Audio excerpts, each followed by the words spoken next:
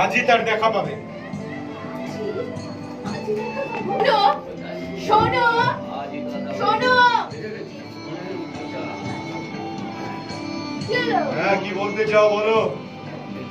তুমি কোথায় গিয়েছিলে? আরেকটা দিকে।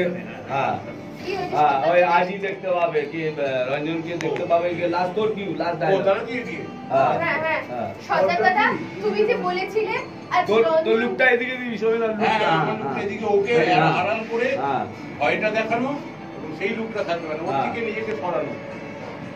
সর্দার দাদা, তুমি যে বলেছিলে আজ রঞ্জনকে এনে দেবে, কই কথা রাখলে না? আজই তাকে দেখতে পাবে। এই মিউজিকটা বন্ধ।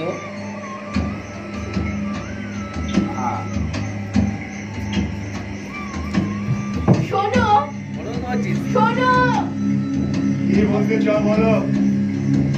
ঘরের ভিতরে যেতে দাও, অনেক কথা বলবার আছে যে। বারবার কেন পিছিয়ে অনুরোধ করো?